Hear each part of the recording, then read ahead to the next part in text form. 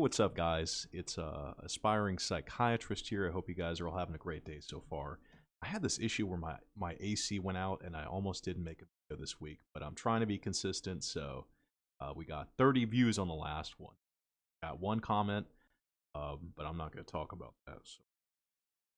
But yeah, today I actually did a lot of research on Uncensored America.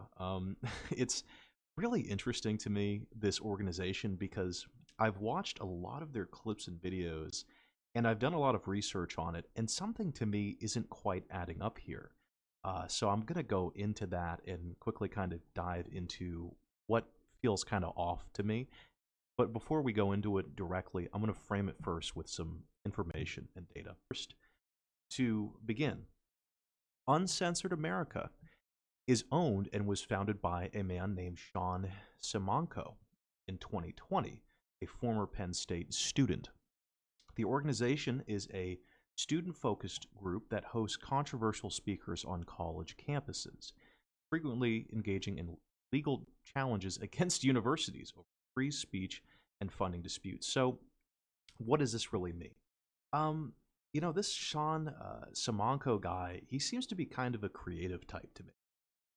I was doing some digging on his LinkedIn, and it says founder and CEO of Uncensored America, Penn State Movie Tavern Inc. Talks about him being founder of this nonprofit, which is interesting to make note of. Dedicated to fighting for freedom of speech. We are honest. We host honest and fun conversations with controversial figures. Now, what I find really interesting, aside from his editing prowess, and the fact that he seems like a reasonable person overall, media footprint, his Instagram is kind of filled with a lot of pretentious pictures recently of a lot of like ritzy upper class kind of venues, right? Which means to me that he's been doing quite well financially. You guys can look up his Instagram if you want to, right? Which is interesting. We'll keep going. So, what is Uncensored America really about? Well, basically, I'm not going to read this whole thing off, but it's just a nonprofit. This is directly from their website, where they are open to a lot of different political perspectives. They're like anti-canceling, anti-censorship. They talk about it right here.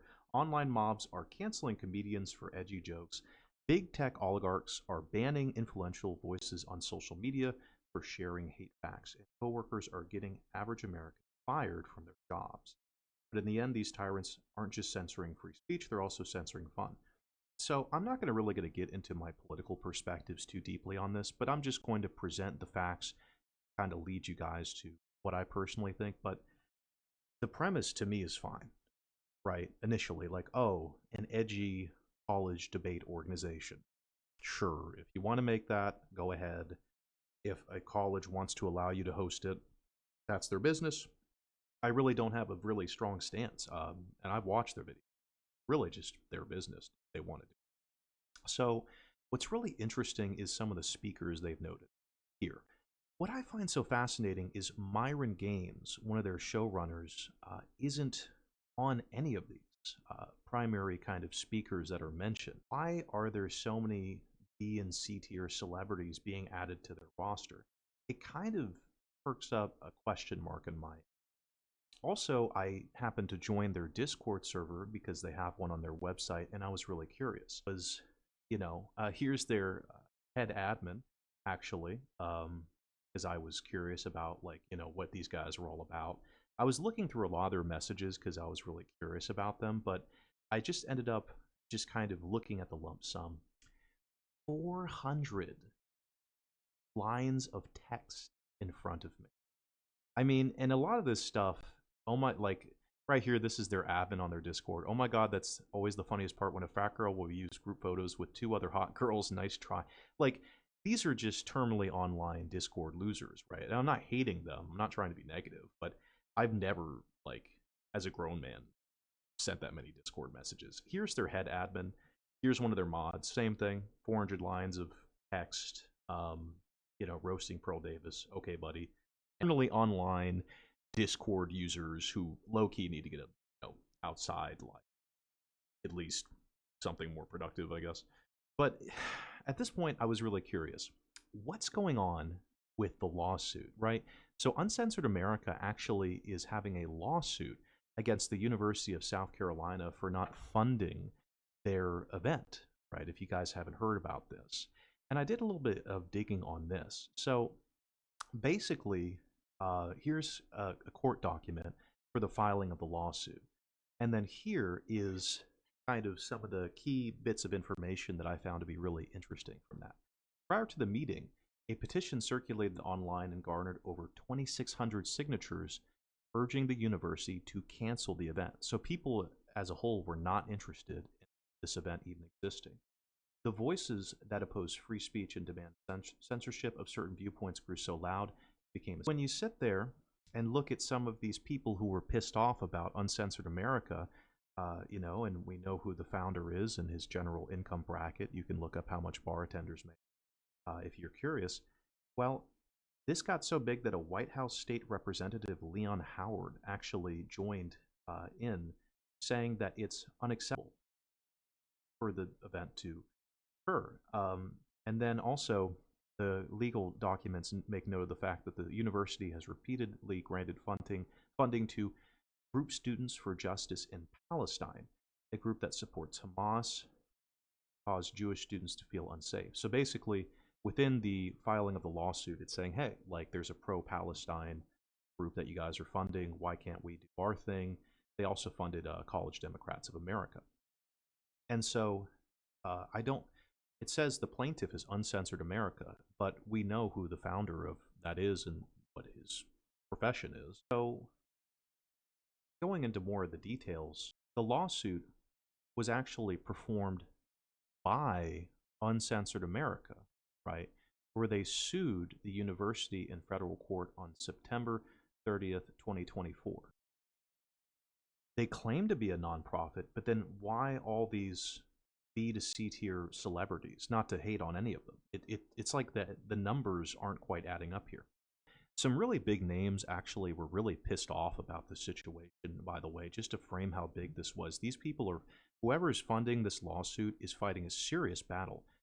The NAACP sent a letter stating that hate speech has long served as a weapon to undermine the progress of our nation. At a time where we are witnessing groundbreaking history, bad actors to cast a dark shadow on those very achievements.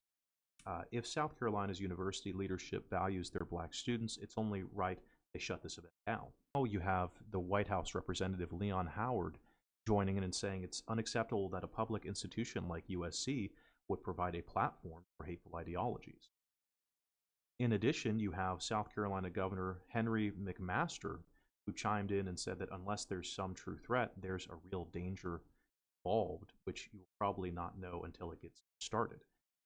The university has no right to cancel it. So a lot of big voices chiming in on this. It's almost like an internal kind of power struggle, within, I guess you could say, the municipalities of the lands and their funders and backers. It's incredibly fascinating.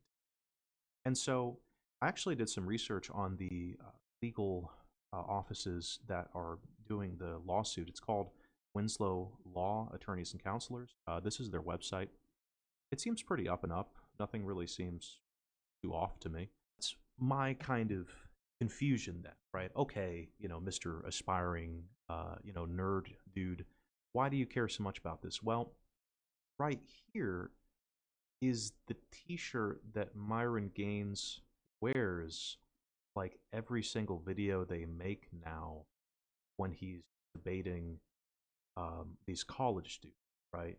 So I don't think it's very difficult to say that, he's just rage baiting wokies and wanting to get reactions out of them, or just people in general, framing them as woke, maybe. It just seems like kind of an ideological rug pull to me, right? I actually did a bit of research on Fresh and Fit, and there's this kind of inconsistency and discontinuity that I've seen in the way that Myron behaves between the Fresh and Fit podcast and, I guess, the way he behaves at these college camps. So let's just take a look here at how this woman kind of behaves. Earlier, men between 18 to 60 prefer women between 18 to 24 and Okay. found them most attractive. Okay. Period. Yeah, we're How done. much older is your guy than you? He's 50. So he's raising his voice, but he's not trying to, this woman's being a bit chaotic and disorganized in her argumentation. He's raising his voice, but just look at the way he behaves here. And you're 34, so that's Yes. a 16-year age difference. Yes. Yeah. Wow. See? Oh. Yes. A lot of humor. I'm surprised you. Actually, you know what? I'm gonna. Do you realize you just proved my point for me even more? What I'm saying, if he And he's winning some argument, right? And she's looking foolish. And some of the women, you could look at their eyes, right, and kind of estimate their reactions on their own. What does she do? She crashes out. No. Did you no, not my say that you point, proved my point? no, I'm trying to prove a point that at 30, and me at 34 is not the girl at 24. So I get the age dynamic. I'm not disagreeing that. She's raising her voice so much. Listen to what I'm saying to you. And he's laughing. Older men love younger women. Yes. But that he's is a not fact. insulting her. But when you start talking about what age and how much younger and when does the age gap start? So what I'm saying is He's very patient. I think that's what gets me. And so I look at the way he behaves on these college campuses, and it's just so drastically different. It's like the third time we've been here now at this point, so happy to be here. Some of my views, I think women are stupid. I think men are better than women at almost everything. Jews run America. Indians stink. Blacks are criminals. What else? Did I say Indians? Does this really seem like an authentic?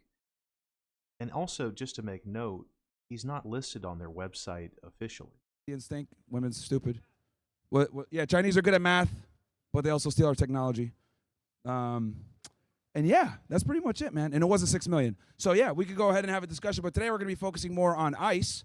I know that there's been a lot of outrage with the ICE raids and the ICE surges It's almost kind of like a bit, like he's getting hired for in all the blue cities to something enforce just more immigration. Kind of off. There's been a couple shootings, etc. And we're also going to be discussing Valentine's Day and how Valentine's Day is for simps and how most guys should not be bothering with giving a majority of women any type of gifts because most women are useless. And then after that, it gets into kind of the meat and potatoes.